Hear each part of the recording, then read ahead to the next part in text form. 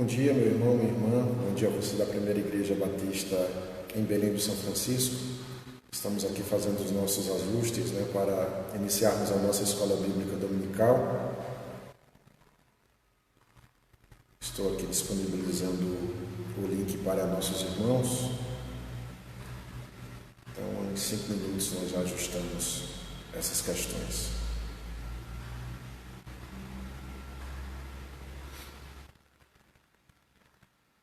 Hoje nós estaremos dando continuidade ao nosso estudo da Carta de Paulo aos Romanos. Nós estaremos fazendo as nossas leituras em Romanos, pedindo que Deus possa continuar abençoando as nossas vidas, pedindo que Ele possa continuar nos falando através dessa importante carta, onde temos muitas coisas a aprender com aquilo que Paulo nos ensina no livro de Romanos, na Epístola aos Romanos. Então, convido você, meu irmão, minha irmã, aí onde você se encontra, abrir a sua Bíblia. Nós estaremos lendo Romanos, capítulo de número 7, e tentando aprender um pouco mais de Deus através da leitura desse livro tão especial. Romanos, de número capítulo 7, eu convido você nesse momento a abrir a sua Bíblia. Nós estaremos fazendo uma oração nesse momento, pedindo ao Senhor que Ele possa continuar abençoando a todos nós. Oremos ao Senhor. Pai, nós queremos te bendizer, nós queremos te agradecer nesse momento, ó Deus, por estarmos aqui na tua casa, para que juntos aqui, ó Deus, possamos aprender mais da tua palavra, Senhor. Nos ajuda através dessa ferramenta, para que a nossa escola bíblica dominical possa chegar até aqueles irmãos que não podem vir à igreja, aqueles irmãos que nesse momento, ó Deus, se encontram isolados, ó Pai, se encontram impedidos de cultuarem aqui na tua casa, na tua igreja, Senhor. Por isso, eu te agradeço nesse momento, por essa oportunidade, por essa ferramenta de levar a nossa escola bíblica dominical até os nossos amados irmãos. Que possamos, ó Deus, nesta manhã, aprender mais de Ti. Vem falar ao nosso coração, Senhor. Vem nos falar, ó Deus, através da carta de Paulo aos Romanos, tantas lições importantes que nós temos aprendido, Senhor, através dessa carta, e nós oramos nesse momento para que Tu continues falando aos nossos corações. Nós Te louvamos, ó Deus, por essa oportunidade. Usa-nos como Teu instrumento e que o Teu nome possa ser glorificado em nossas vidas. Em nome de Jesus. Amém. Amém. Querido, abra, portanto, sua Bíblia, na carta de Paulo aos Romanos, capítulo de número 7, nós estaremos nesse momento fazendo a leitura dessa importante carta.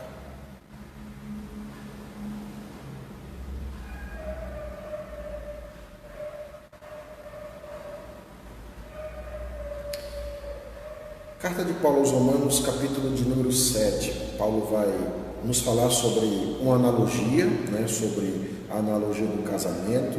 Ele vai falar da relação existente entre lei e pecado, dando continuidade assim aos temas que ele falou nos capítulos passados, que na verdade a gente tem uma continuação daquilo que Paulo vem nos falando através da sua epístola. Só para relembrar os irmãos, Paulo inicia a sua carta aos Romanos, onde ele nos mostra que todos precisam de salvação.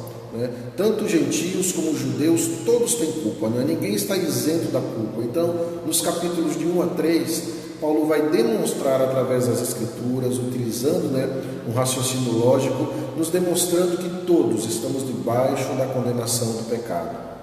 E então, a partir do capítulo de número 3, ele começa a mostrar como Deus nos salva desse pecado. Como que Deus, portanto, nos liberta dessa culpa e da condenação do pecado.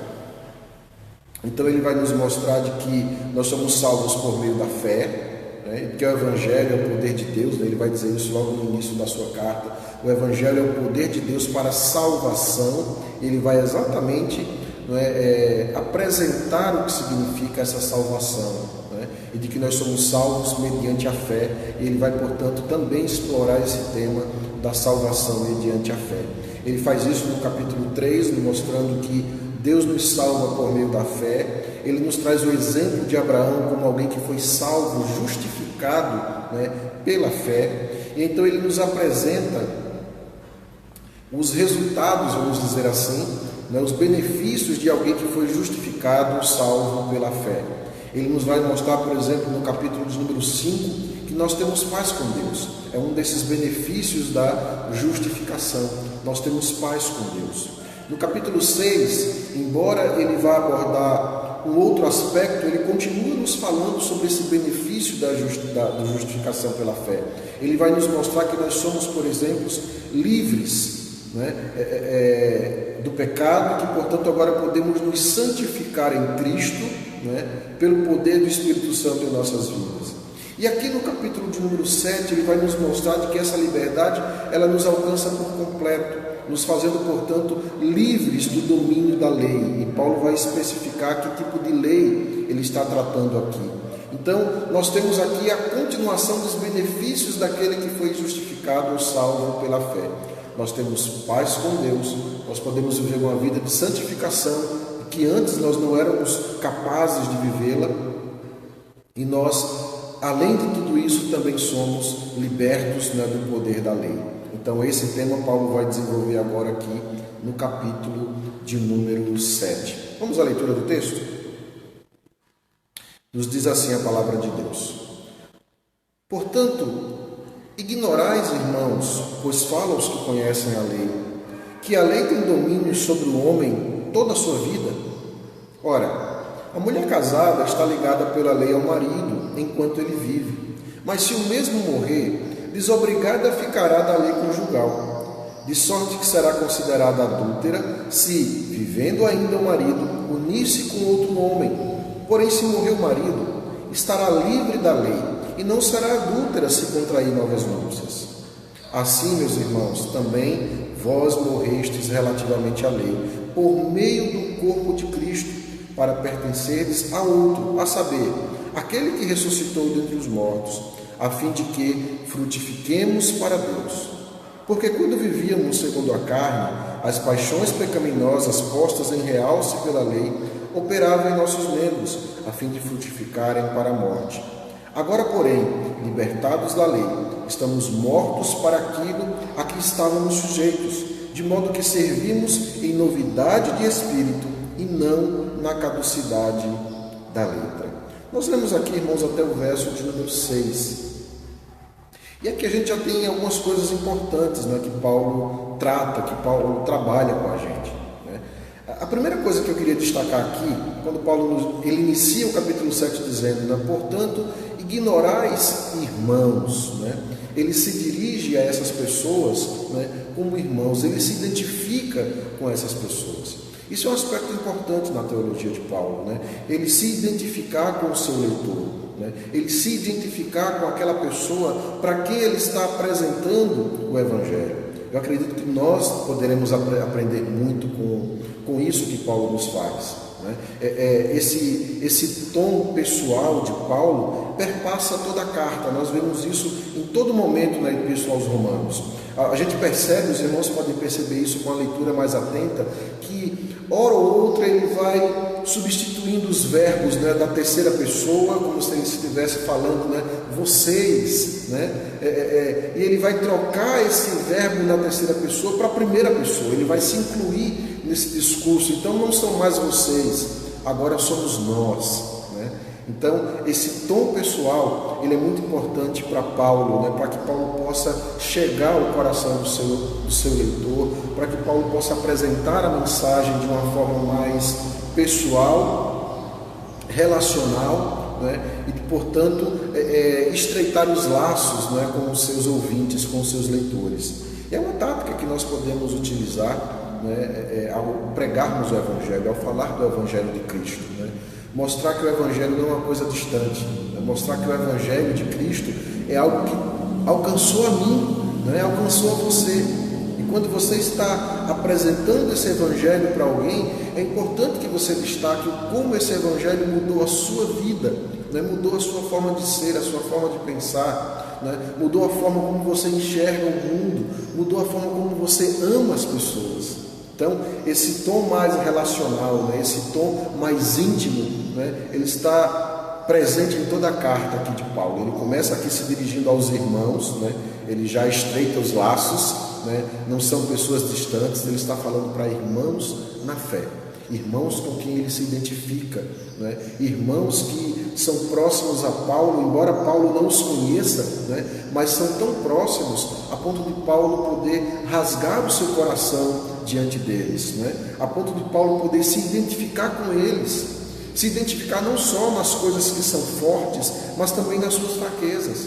Será que nós temos procurado, pelo menos, nos identificar com aquelas pessoas que estão ao nosso redor?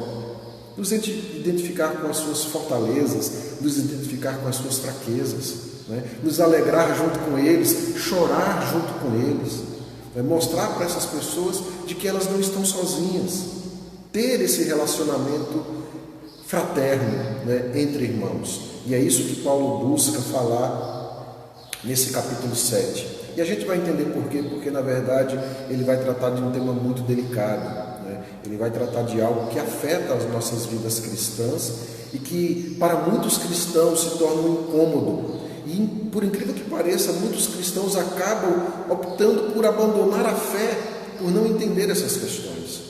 Então, como Paulo vai tratar desse assunto de uma forma muito humana, muito pessoal, ele já começa se dirigindo aos seus leitores por irmãos. Então, porventura ignorais, irmãos, pois fala aos que conhecem a lei.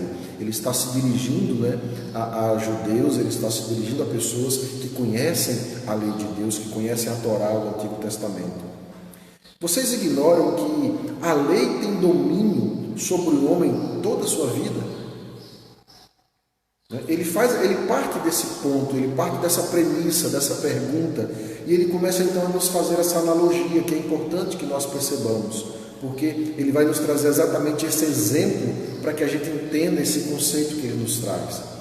Ele faz essa pergunta e ele nos mostra através dessa pergunta de que nós estamos ligados debaixo do domínio da lei durante toda a nossa vida. Enquanto alguém vive, ele está debaixo do domínio da lei. A lei tem autoridade sobre ele, a lei governa sobre ele. Portanto, ele se torna um servo, em algum aspecto ele se torna um escravo, um servo da lei. E era isso o que Paulo era, é disso que Paulo está falando. Ele, como um judeu que vivia sob os preceitos da lei, que vivia debaixo da autoridade da lei, ele sabia que ele precisava cumprir a lei em todos os seus pontos, em todos os seus aspectos. Aquele jovem, aquele adolescente judeu, que aos 13 anos faz a sua iniciação ao judaísmo, onde ele se compromete ali a cumprir toda a lei, a viver cada um dos seus pontos, a ter a sua vida guiada completamente pela lei. Percebe que ao fazer isso, o que Paulo está nos mostrando aqui é que ele começa a se tornar um servo, um escravo dessa lei. A lei passa a ter domínio sobre ele. E ele vai então desenvolvendo esse ponto. Eu queria que você percebesse logo de início aqui que Paulo ele vai trabalhar diversos aspectos da lei. E eu queria que você entendesse isso. Ora ele vai falar da lei como sendo a lei de Deus, os 10 mandamentos, a moral de Deus. Ora ele vai falar de lei como sendo os princípios, os mandamentos, as ordenanças, criadas até mesmo pelo homem, leis ordinárias, leis que regem o aspecto civil, o aspecto cerimonial, que não tem necessariamente a ver com os 10 mandamentos, com aquela lei que nós costumamos falar de lei moral de Deus. Então ele fala da lei como sendo a lei de Deus, ele fala da lei como sendo essa obrigatoriedade, essa série de princípios e regras que nós seguimos. Ele fala da lei como algo que governa, como algo que domina sobre tudo e sobre todos. Então, embora ele use a mesma palavra lei, ele pode estar se referindo a coisas diferentes. E é importante a gente notar isso na leitura do texto, para a gente não chegar a conclusões precipitadas e até mesmo equivocadas sobre o que o Paulo quer dizer com a lei. Então ele continua, Olha, será que vocês não sabem que a lei domina sobre o homem durante toda a sua vida? E aí ele vai então trazer um exemplo para provar como isso funciona. Ele diz, olha, a mulher casada ela está ligada pela lei ao marido. enquanto ele vive, né? E é óbvio isso, né? Quando nos casamos, existe aquela fala que é quase que obrigatória, né? Nos casamentos, em que dizem o sacerdote, aquele que está ministrando, né? A cerimônia, né? Ele orienta ali os noivos, né? A falarem um para o outro, né? Até que a morte nos separe, né? Então é uma promessa que se faz de uma pessoa para outra, né? Estamos ligados, né? Esse laço, essa aliança, essa lei nos une até que a morte nos separe. É a promessa que nós fazemos uns para os outros, né? Então, isso é o que é estabelecido pela própria lei de Deus, né? Pelo mandamento de Deus, né? A mulher está ligada ao seu marido, o marido está ligado à sua mulher, se tornarão uma só carne. E a ideia de Deus é de que isso seja para sempre, enquanto eles viverem, né? Quando os saduceus e os fariseus vão questionar Jesus acerca de casamento, acerca da carta ao divórcio, né? Jesus vai dizer ali para ele: olha, Moisés deu a carta de divórcio por causa da dureza dos nossos corações, mas não é essa a vontade de Deus. A vontade de Deus é que o homem permaneça ligado à sua mulher, a mulher permaneça ligada ao seu marido enquanto eles viverem. Essa é a vontade de Deus. Então Paulo traz exatamente essa lei, esse princípio de que em uma relação matrimonial, tanto o homem como a mulher fizeram uma promessa, fizeram um voto, né? Eles têm uma lei, uma aliança entre eles que dizem até que a morte nos separe. Então Paulo diz: olha, a mulher casada ela está ligada pela lei ao marido enquanto ele vive, mas se o mesmo morrer, desobrigada ficará da lei conjugal. Então, no momento em que um dos cônjuges morre, o outro, o que permaneceu vivo, ele tem liberdade, né, em Deus, ele tem liberdade diante da sociedade de contrair novas núpcias. Mas, ao contrário, se ainda vivendo o marido, né, ainda vivendo o seu cônjuge, você se une a um outro homem, né, essa mulher seria considerada adúltera, porque ela está casada, existe um vínculo, existe uma aliança matrimonial, existe um voto, uma promessa, existe uma lei, né, relacionada a esse tema, né? Então, no momento em que você infringe essa lei, no momento em que você se une a alguém que não é o seu marido, né, estando ainda com esse voto com ele, você é considerada adúltera.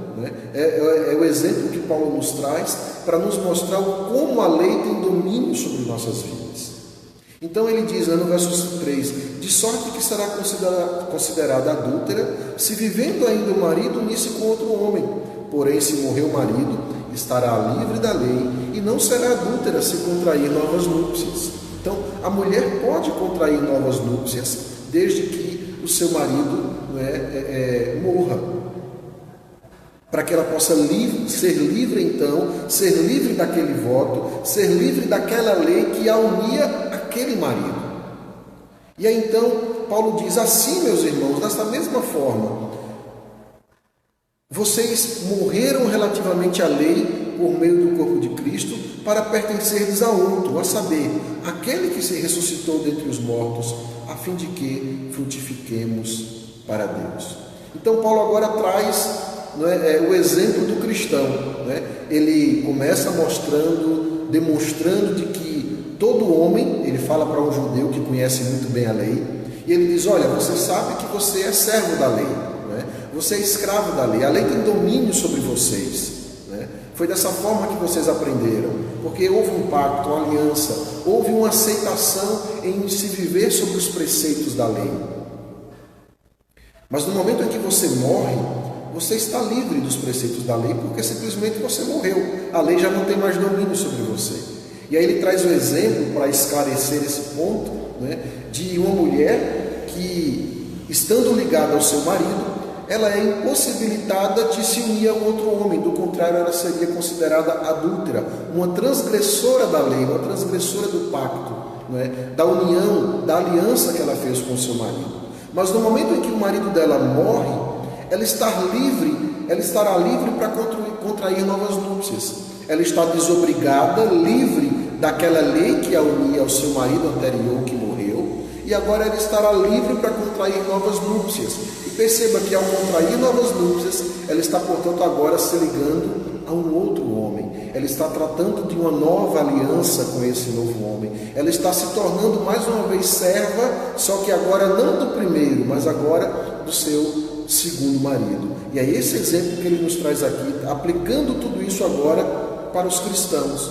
Assim, meus irmãos, todos vocês morreram no que diz respeito à lei, né? Por meio do corpo de Cristo, para que vocês possam pertencer a outro. Que esse outro? Exatamente aquele que ressuscitou dentre os mortos. E isso tudo para que frutifiquemos para Deus. Ele continua nos dizendo, no verso 5, porque quando vivíamos segundo a carne, as paixões pecaminosas postas em realce pela lei operavam em nossos membros, a fim de frutificarem para a morte. Agora, porém, libertados da lei, ou seja, nós morremos, estamos desobrigados de cumprir com aquela lei para servir agora a um outro Senhor. Então, desobrigados e libertados daquela lei, nós estamos mortos para aquilo a que estávamos sujeitos, de modo que servimos em novidade de espírito e não na caducidade da letra. Para a gente esclarecer melhor isso que Paulo está falando aqui. Ele nos mostra de que estar ligado à lei e obedecer à lei estritamente nos torna escravos dessa lei, nos torna servos dessa lei. E nós aprendemos, Paulo demonstra isso desde o início do seu livro, de que é impossível ao homem cumprir com essa lei. Então a lei que deveria ser algo bom para que ele pudesse cumprir, e a lei é boa, né? Mas ao ser impossibilitado de cumprir com essa lei acaba apontando para nós e nos acusando de sermos transgressores da lei. A lei, portanto, ela nos mostra que somos incapazes de cumprir com os seus princípios, com os seus propósitos, nos tornando, portanto, transgressores da lei. Então, a lei, ela mostra ao homem de que ele é incapaz de cumprir com a lei, de que ele é incapaz de cumprir com os mandamentos de Deus, de que ele é incapaz de ser uma pessoa santa, justa diante de Deus. E qual a forma de nos libertarmos disso? Porque se essa é a verdade, e essa é a verdade, todos nós estamos perdidos, todos nós estamos condenados porque já transgredimos a lei. E é isso que Paulo nos diz, né? Então ele nos apresenta, né, exatamente a justificação pela fé, mediante o sangue de Jesus, mediante a pessoa de Jesus. Então ele aqui nos mostra que para aqueles que aceitaram Jesus pela fé, ele vai falar isso, né, a partir ali do capítulo 4, mostrando o exemplo de Abraão. Ele nos mostra as vantagens da justificação pela fé, da salvação pela fé. Uma delas é a paz com Deus, é a possibilidade de buscarmos uma vida santa, e aqui agora ele está nos apresentando a possibilidade de nos livrarmos do peso da condenação da lei. Sim, porque a lei nos condena, você é transgressor, você pecou, você transgrediu, você, portanto, precisa ser condenado e pagar pelo seu erro. Essa é a condenação da lei, da qual todos nós, absolutamente todos nós, estamos sujeitos. Mas aí o exemplo que ele nos traz é, no momento em que alguém morre, ele se torna livre da condenação da lei. No momento em que alguém morre, ele não está mais sujeito àquela lei. Ele nos traz o exemplo de uma mulher ligada ao seu marido. Ela é obrigada a cumprir com essa lei, com essa aliança, com esse voto. Do contrário, ela será considerada adúltera. Mas no momento em que o marido morre, no momento em que o marido deixa de existir, essa mulher passa a ser livre.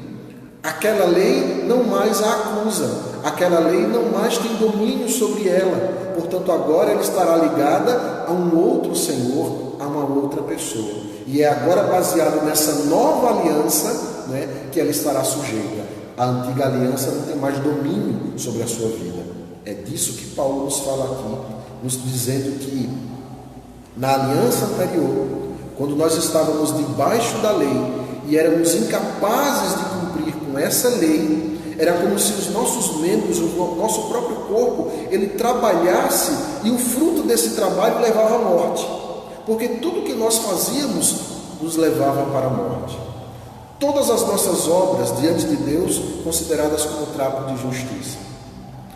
Tudo que nós fazemos, por mais altruísta que seja, por mais boa vontade que seja, todo o bem que nós construímos, o que nós queríamos fazer, e até mesmo o bem que nós fazíamos, ele era manchado, corrompido pelo nosso egoísmo, corrompido pelas nossas obras más, corrompido pelo nosso coração enganoso. Então, tudo que nós fazíamos mediante, debaixo dessa lei, né, era apenas para demonstrar o quão pecador nós éramos. E é disso que Paulo está aqui nos falando. Mas ele diz, olha, agora, porém, libertados dessa lei. Por que libertados da lei? Porque morremos com Cristo. No momento em que morremos com Cristo, aquela aliança, aquela lei anterior não tem mais domínio sobre nós, não rege mais as nossas vidas. E no momento em que nós ressuscitamos para Ele, nós deixamos de seguir aquele Senhor que era a lei, para seguir ao novo Senhor, que é Cristo Jesus. Portanto, agora, libertados da lei, nós estamos mortos para aquilo a que estávamos sujeitos, ou seja, ao pecado. De modo que servimos agora em novidade de espírito e não na caducidade da letra. Percebe o contraste que ele faz aqui entre novidade e caducidade, né? O velho e o novo, e entre espírito e entre letra, né? O espírito que é novo, que nos traz vida, a letra que é caduca, né? Que é velha e que opera para a morte. E aí então você pode se perguntar, pastor, mas então Paulo está nos dizendo que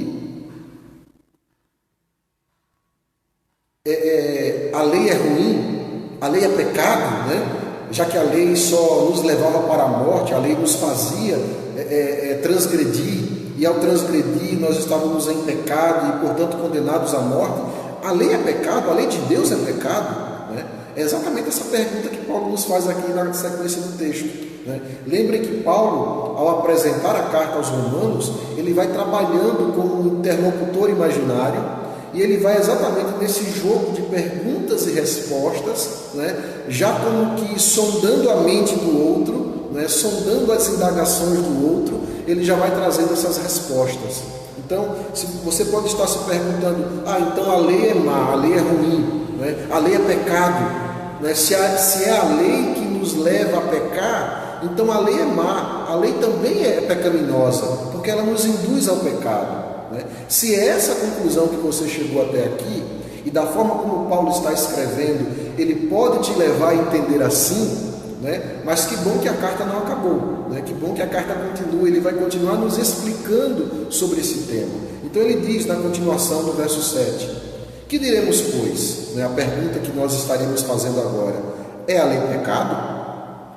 A resposta de Paulo, de modo nenhum. A lei não é pecado, mas eu não teria conhecido o pecado senão por intermédio da lei, pois não teria eu conhecido a cobiça se a lei não dissera, não cobiçarás. Você percebe o ponto que Paulo está tratando aqui? Não é a lei que é pecaminosa em si, não é a lei que é má em si, mas a lei revela o mal que existe, a lei revela o pecado. A lei mostra o quão pecadores nós somos, né? Quando nós não conhecíamos a lei, nós achávamos que tudo estava correto, que tudo estava bem, porque nós agíamos conforme o nosso coração, conforme a nossa vontade, conforme aquilo que nós achávamos que era correto, né? Já ouviu aquela frase, né? Siga o seu coração, né? E a Bíblia diz, o coração do homem é tão corrupto, né? De onde nascem todas as guerras, de onde nascem todas as confusões? Do coração humano. Portanto, a lei nos mostra, quando nós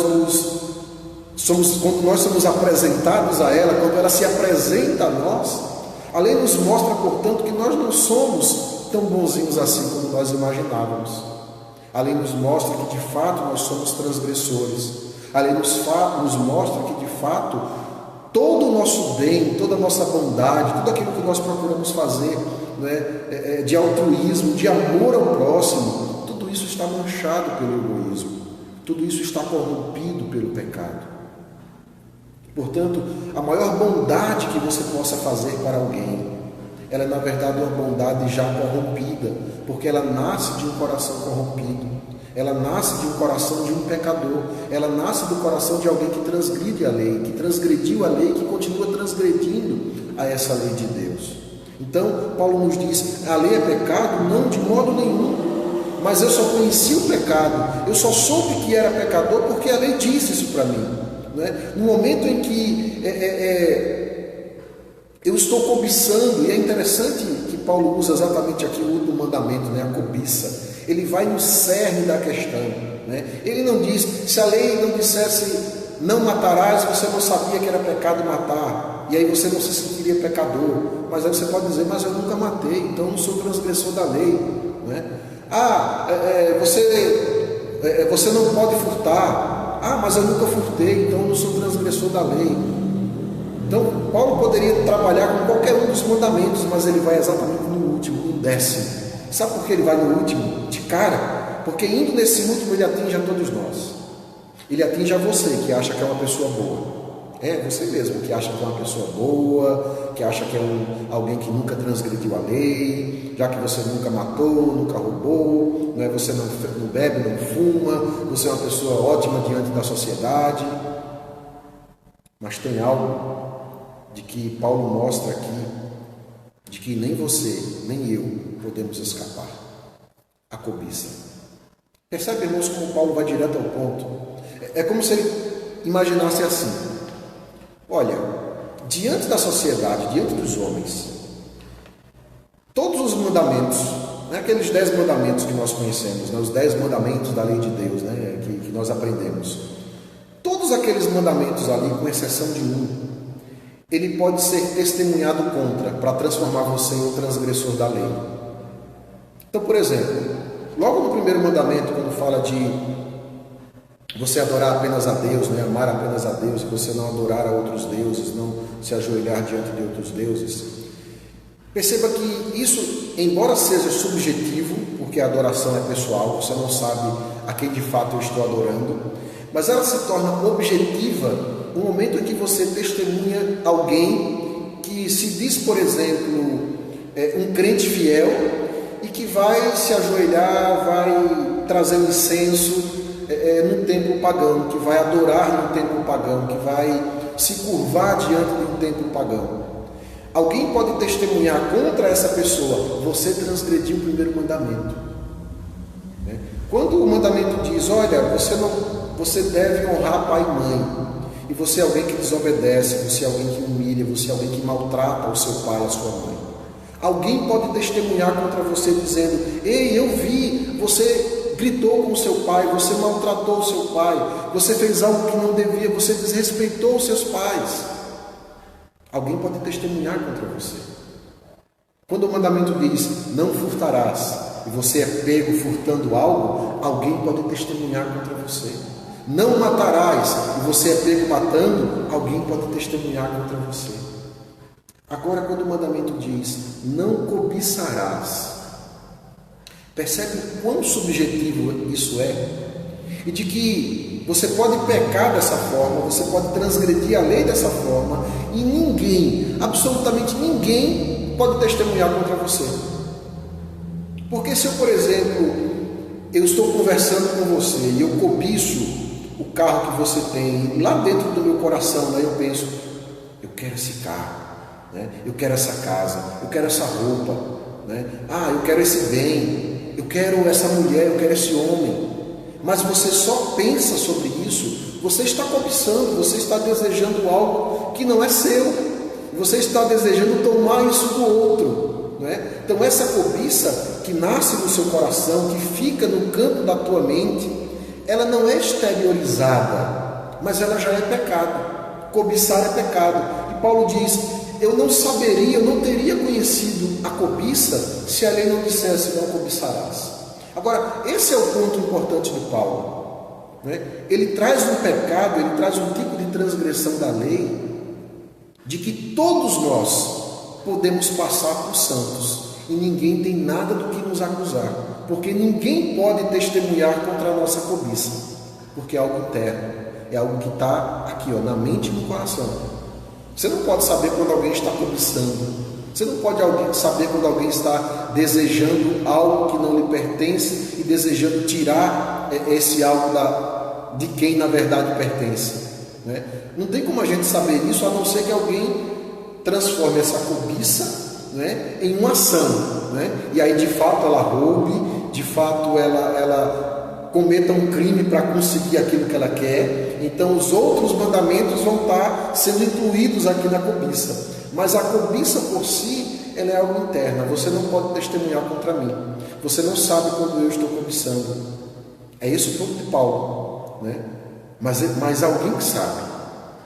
Há alguém que sabe que cobiçar é pecado, e alguém que sonda o teu coração sabe que o que você está fazendo é pecado. E embora você possa ser uma pessoa boa e justa diante da sociedade, mas aos olhos dele, você é um pecador. Você também é um transgressor da lei. Então, embora você possa sair aí de peito aberto, né, dizendo para todo mundo que é uma pessoa boa, que é uma pessoa justa, você já cobiçou um dia.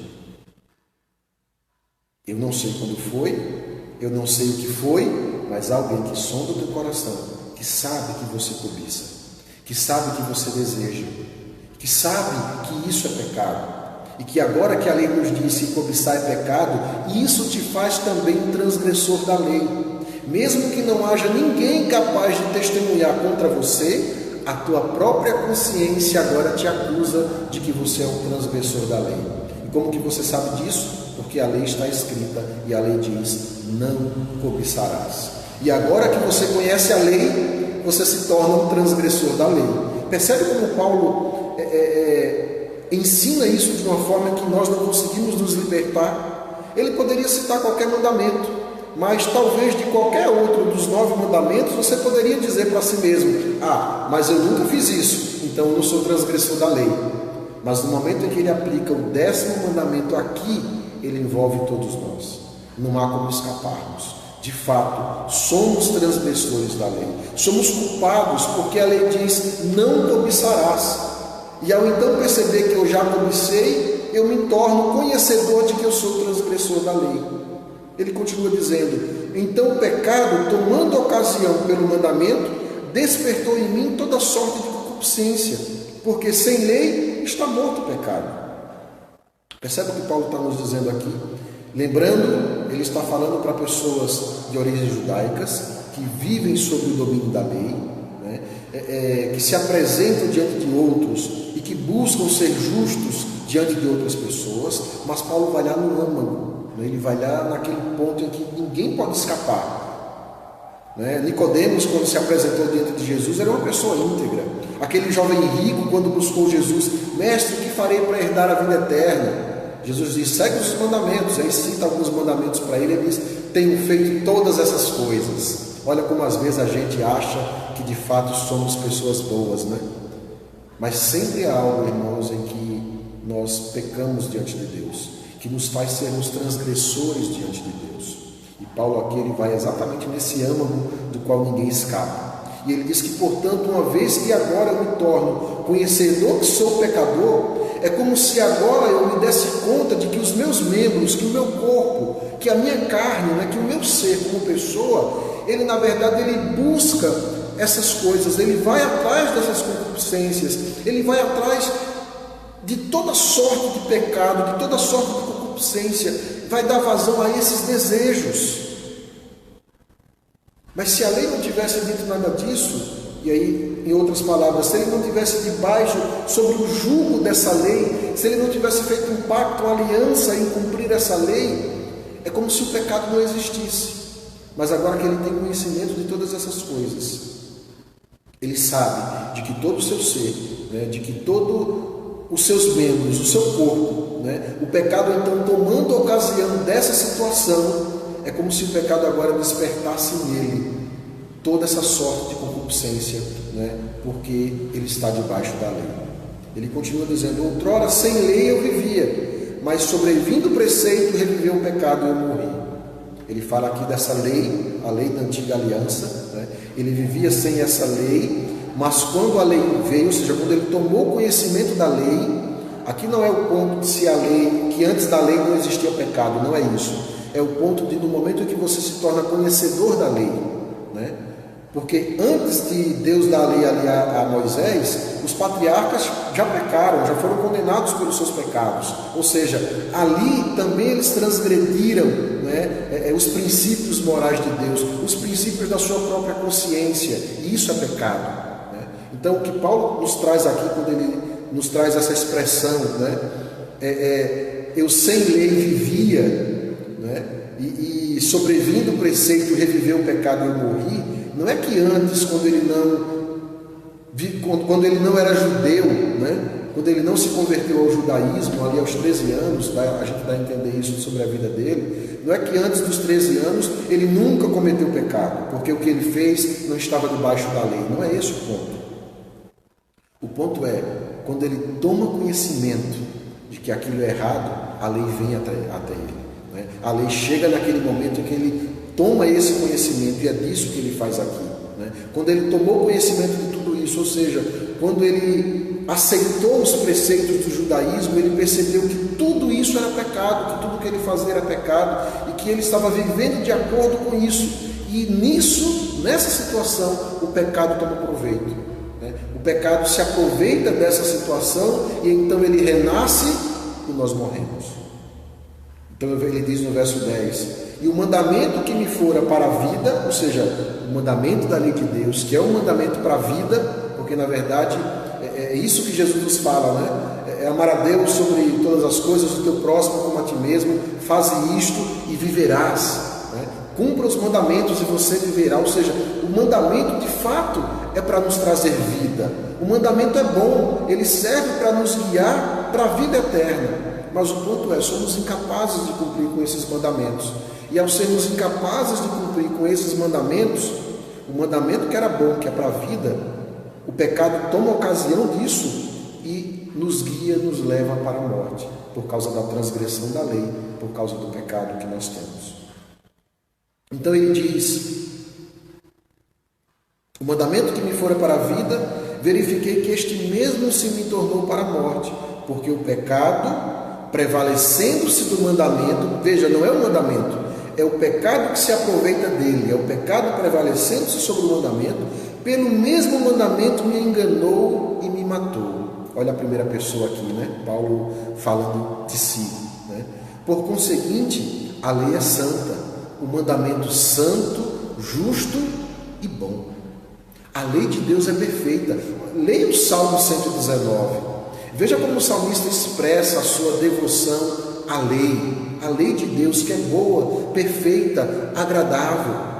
Então, irmãos, a gente não pode condenar e dizer, não, a lei não serve mais, a lei não presta mais para nada. Não, a lei permanece santa, justa e boa. Agora, no momento em que você é incapaz de cumprir com essa lei, e você é incapaz de cumprir com essa lei, o pecado se aproveita dessa situação.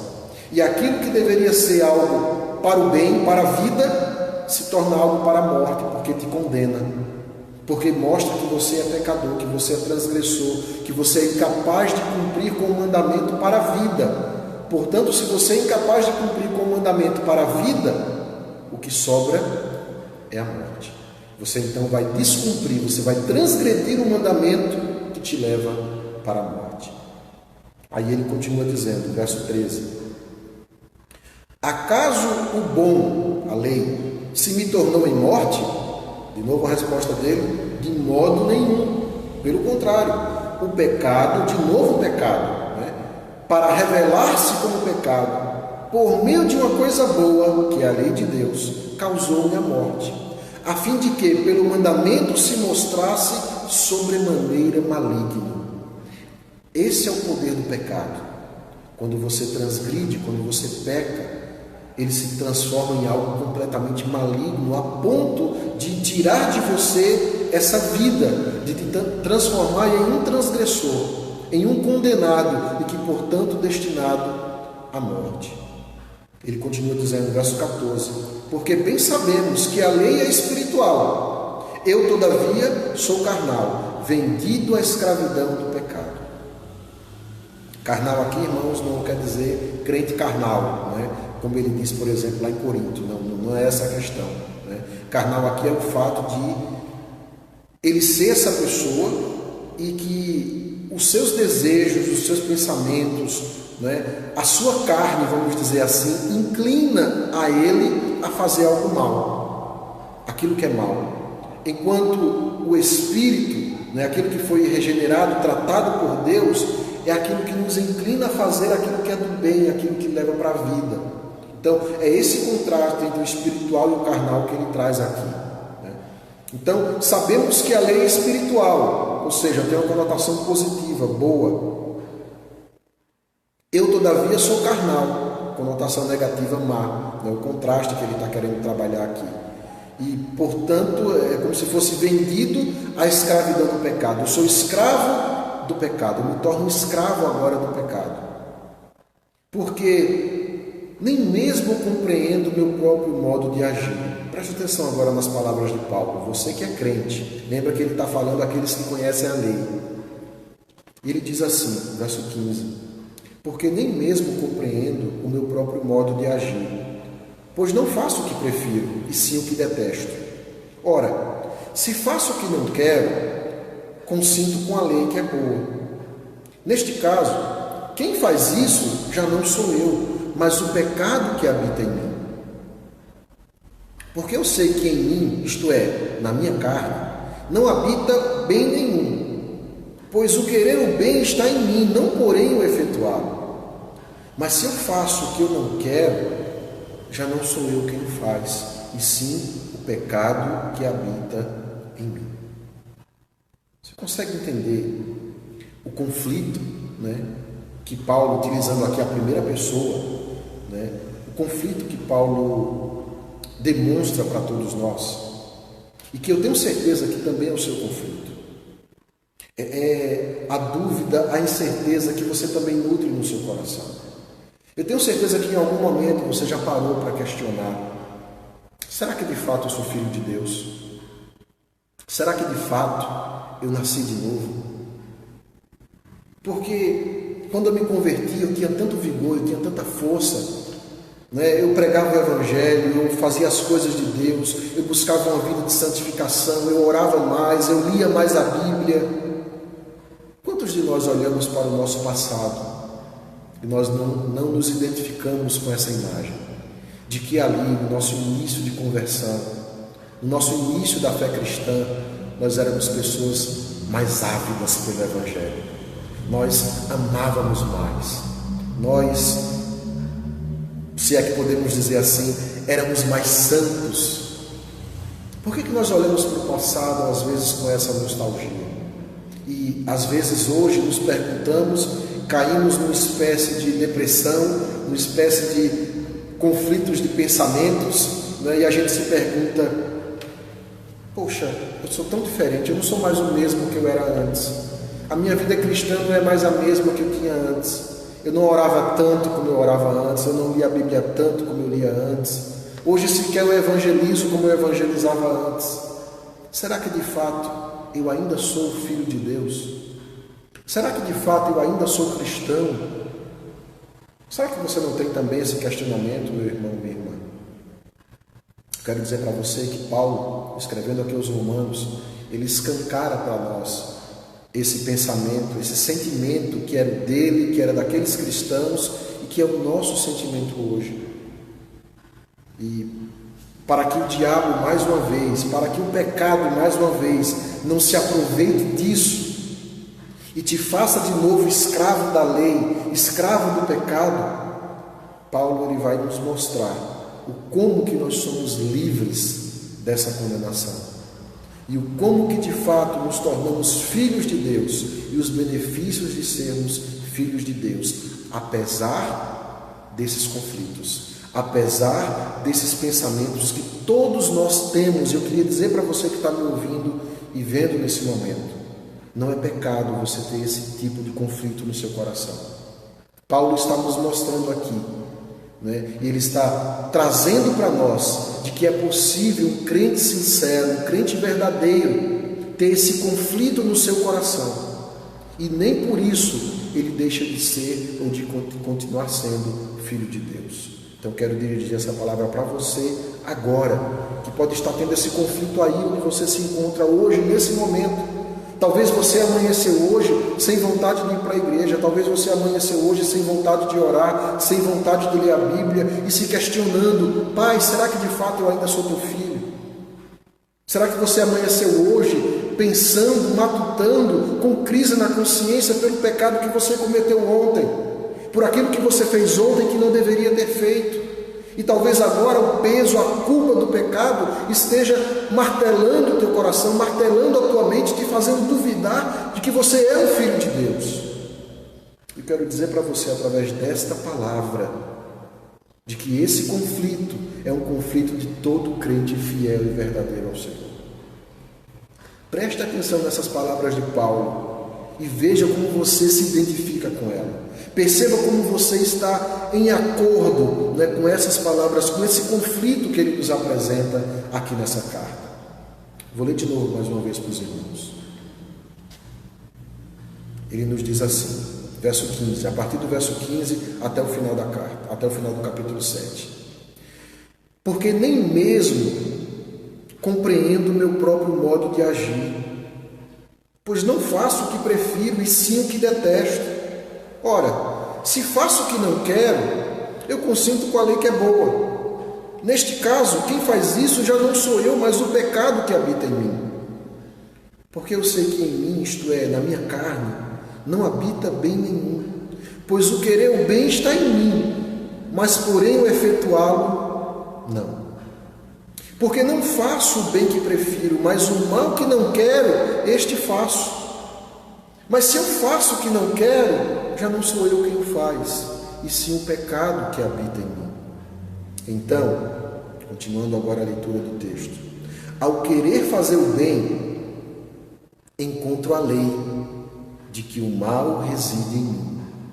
Porque no tocante ao homem interior, eu tenho prazer na lei de Deus, mas vejo nos meus membros outra lei que, guerreando contra a lei da minha mente, me faz prisioneiro da lei do pecado que está nos meus membros. Desventurado o homem que sou, quem me livrará do corpo desta morte? Você conseguiu se identificar aqui com essas palavras de Paulo? Você conseguiu se identificar com esse conflito que ele traz à tona para todos nós? Porque é o conflito de todo crente fiel e verdadeiro. Veja, Paulo ele vem trazendo, ele vem apresentando o seu evangelho para todos nós. Ele vem nos mostrando, ele já começa de cara trazendo uma má notícia. Ele diz, olha, todos pecaram, destituídos estão da glória de Deus. Isso mesmo, eu pequei, você pecou, todos nós pecamos, não há quem escape disso. Todos pecaram, destituídos estão da glória de Deus. Ele vai dizer também, o salário do pecado, para você que pecou, e todos nós pecamos, o salário do pecado é a morte. Essa é a má notícia. Mas aí então ele apresenta o Evangelho. O que é o Evangelho? O Evangelho é o poder de Deus para nos salvar da ira de Deus, para nos livrar dessa condenação do pecado, para nos livrar desse peso do pecado, para nos livrar da culpa do pecado, para nos livrar finalmente da presença do pecado. E como é que nós recebemos esse Evangelho, que é a boa nova, a boa notícia? A má notícia é que somos pecadores e estamos condenados. A boa notícia é que o Evangelho pode nos livrar disso. O Evangelho tem poder para nos salvar, para nos livrar. E quando nós aceitamos então o Evangelho, nós dizemos, glória a Deus, que bom, eu estou agora livre da condenação do pecado. Não é verdade? Mas chega um determinado momento em que você percebe que você pecou mais uma vez. E aí talvez você pare para pensar, poxa, o pecado ainda habita em mim. Eu já aceitei Jesus, eu já sou filho de Deus, eu já sou um crente. Mas eu descobri que o pecado ainda habita em mim, eu descobri que eu não sou tão forte assim como eu imaginava ser. Eu descobri da pior forma possível que eu ainda sou um pecador. E se sou um pecador, será que eu estou debaixo da condenação do pecado mais uma vez? Então aceitar a Cristo não serviu de nada para mim. Servir a Deus não serviu de nada para mim, porque eu me tornei pecador. Eu caí caí agora em que estava em Cristo. Isso com certeza é uma situação muito pior do que antes, porque antes eu pecava porque eu não conhecia Cristo, porque eu não conhecia o Evangelho. Mas agora, mesmo sendo crente, eu tenho pecado, portanto eu mereço a morte. Muitos de nós pensamos assim. Paulo nos traz esse conflito. E então ele termina com essas palavras que talvez seja o clamor do seu coração nesse dia. Desventurado o homem que sou. Desgraçado homem que sou. Pecador sou eu, é este homem que sou aqui, completamente pecador, completamente desgraçado, completamente desventurado. Quem me livrará do corpo dessa morte? Quem poderá me livrar dessa condenação do pecado? Quem poderá me libertar desse pecado? E aí Paulo nos faz refletir, irmãos, nesse momento, onde nós estamos em Cristo Jesus. Porque perceba, para a gente encerrar aqui, antes nós éramos completamente pecadores, completamente, 100% pecadores. Isso era o passado. No futuro, nós seremos completamente santos, isso mesmo, completamente santos, 100% santos. Nós estaremos livres não apenas da condenação do pecado, não apenas da culpa do pecado, mas nós estaremos livres da presença do pecado. Passado, 100% completamente pecadores. Futuro, 100% completamente santos. E o presente? Esse é que é o problema.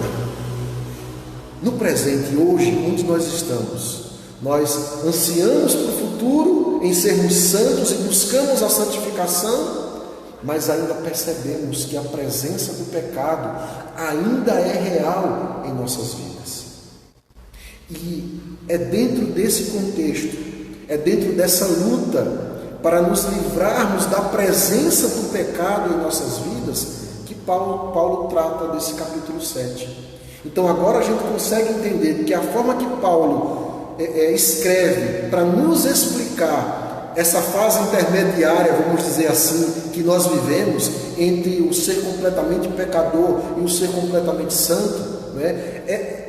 Essa parte intermediária, esse conflito que nós vivemos, ele traz isso, ele expressa isso, trabalhando esse conceito do espírito e da carne. O espírito como sendo algo que nos eleva até Deus, que nos guia à santificação, que nos guia à santidade, e a carne como fonte dos nossos desejos pecaminosos, como fonte do nosso pecado. Portanto, ele utilizar a expressão, né, os nossos membros, os meus membros são entregues à concupiscência, né, os meus membros entregues ao pecado. Mas é dentro desse contexto. Porque veja, não é que existe uma dualidade dentro de você. Não. Você, e Paulo aqui, você é esse homem. Você é a carne, mas você também é o espírito. Você é a parte material, física, que te inclina, não é, para as coisas ruins. A tua mente também te inclina para as coisas ruins, mas também existe em você, e é você, esse mesmo ser espiritual, que também nessa luta que é travada na sua mente, te direciona para as coisas espirituais de Deus. Então é o mesmo Paulo, é a mesma pessoa. É você, sou eu, que temos esse conflito interno.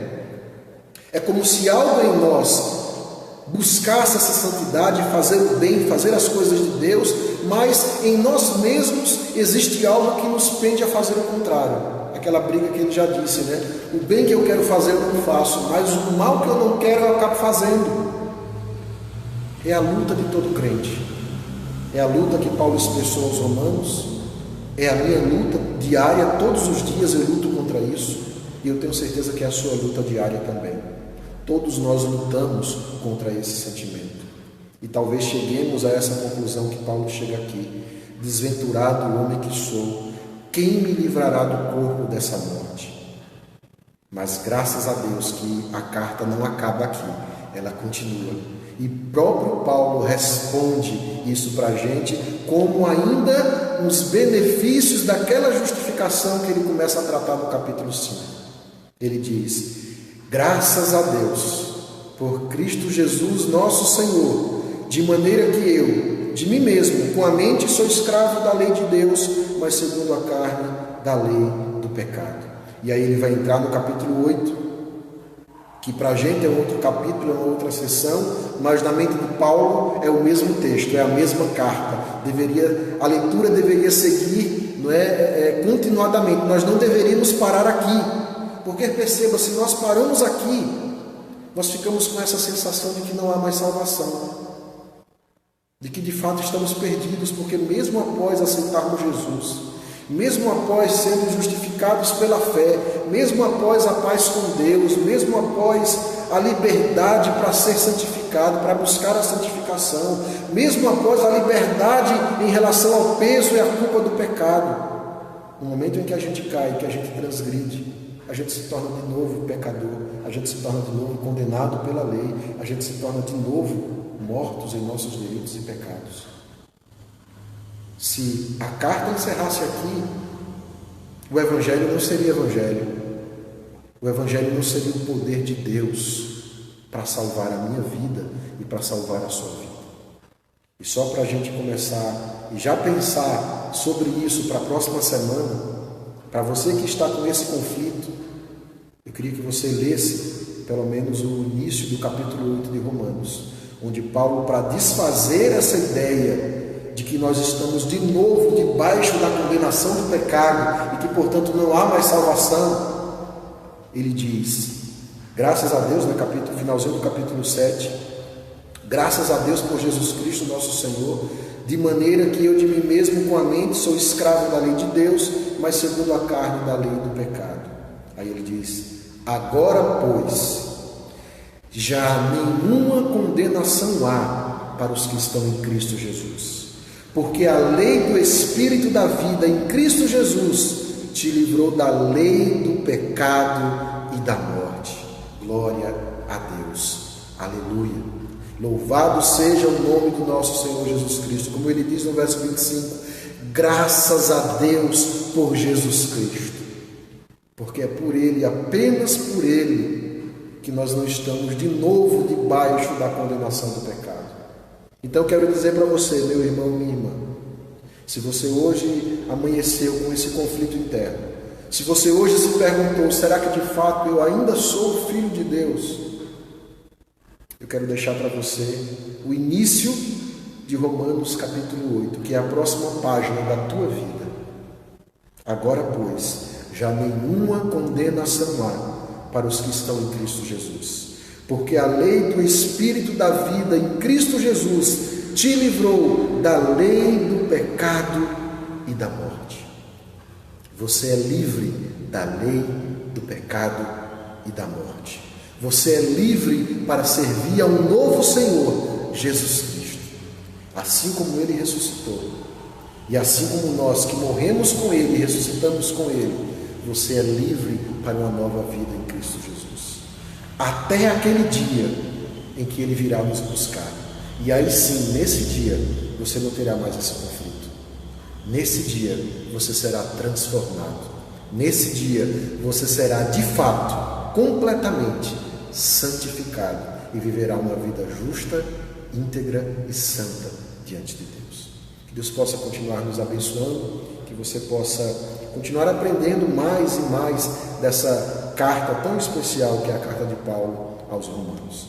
Próxima semana, capítulo 8, nós vamos continuar aprendendo sobre os benefícios da justificação e agradecer a Deus pelo privilégio da liberdade que nós temos em Cristo Jesus. Amém? Que Deus possa continuar abençoando a tua vida. Nos vemos domingo, permitindo Deus. Que Deus nos abençoe.